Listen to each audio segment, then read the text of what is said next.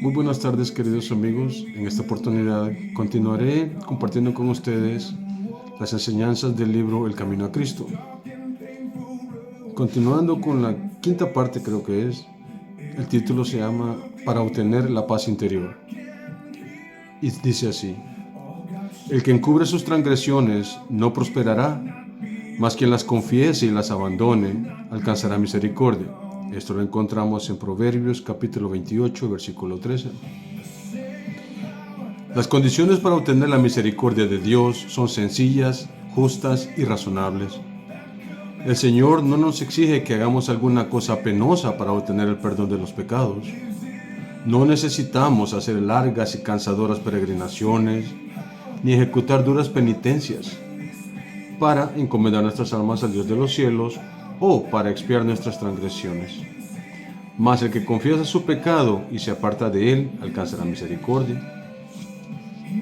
El apóstol dice: confesad pues vuestras ofensas los unos a los otros, y orad los unos por los otros, para que seáis sanados.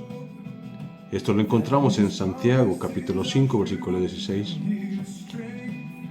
Confesad vuestros pecados a Dios, quien solo puede perdonarlos, y vuestras faltas unos a otros.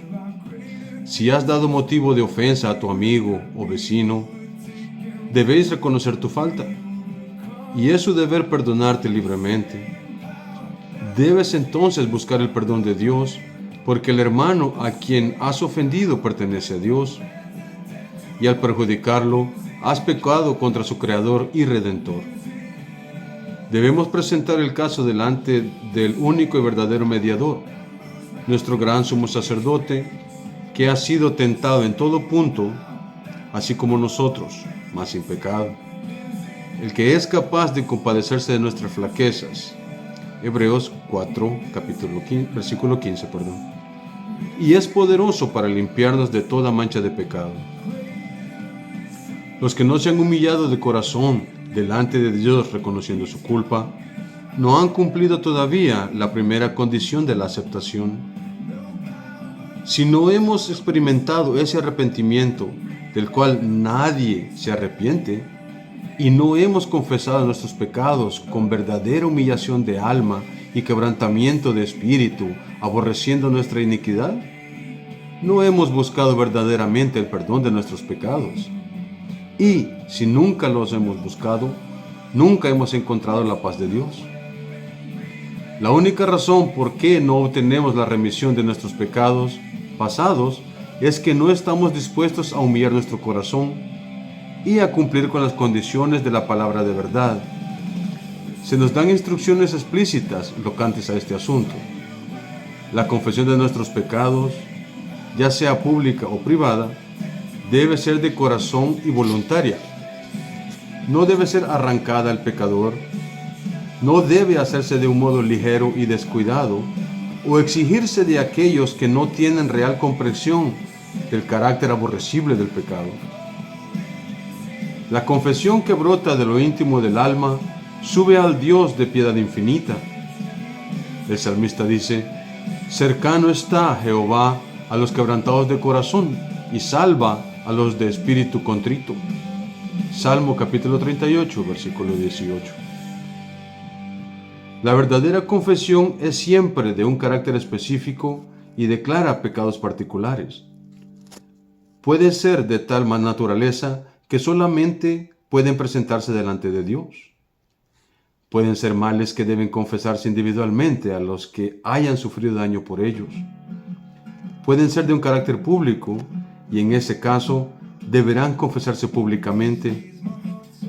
Toda confesión debe hacerse definida y al punto, reconociendo los mismos pecados de que seáis culpables. Haré un paréntesis aquí y un comentario personal. Antes de buscar una relación con Dios, personalmente, mi vida la percibí como si fuese una roca que acarreaba en mis hombros, muy pesada. Pero cuando Dios me encontró, porque yo no lo buscaba, Él me encontró primero. Él me ayudó a bajar esa roca de mis hombros. Y cuán indescriptible me es pintar un cuadro de esa alegría que en mi corazón siento hoy por haber buscado esa relación con Dios después que Él llamó a la puerta de mi corazón. Continúo. En los días de Samuel, los israelitas se extraviaron de Dios. Estaban sufriendo las consecuencias del pecado porque habían perdido su fe en Dios. El discernimiento de su poder y su sabiduría para gobernar a la nación y su confianza en la capacidad del Señor para defender y vindicar su causa. Se apartaron del gran gobernante del universo y quisieron ser gobernados como las naciones que los rodeaban. Antes de encontrar paz, hicieron esta confesión explícita: porque a todos nuestros pecados hemos añadido esta maldad de pedir para nosotros un rey. Primera de Samuel, capítulo 12, versículo 19. Tenían que confesar el mismo pecado del cual estaban convencidos. Su ingratitud oprimía sus almas y los separaba de Dios. Dios no acepta la confesión sin sincero arrepentimiento y reforma. Debe haber un cambio decidido en la vida. Toda cosa que sea ofensiva a Dios debe dejarse. Esto será el resultado de una verdadera tristeza por el pecado. Se nos presenta claramente la obra que tenemos que hacer de nuestra parte. Lavaos, limpiaos, apartad la maldad de vuestras obras de delante de mis ojos, cesad de hacer lo malo, aprended a hacer lo bueno, buscad lo justo, socorred al oprimido, mantened el derecho del huérfano, defended la causa de la viuda. Esto lo encontramos en el libro de Isaías, capítulo 1, versículos 16 y 17. Si el inicuo devolviere la prenda, restituyere lo robado y anduviere en los estatutos de la vida, sin cometer iniquidad, ciertamente vivirá, no morirá. Ezequiel capítulo 33, versículo 15.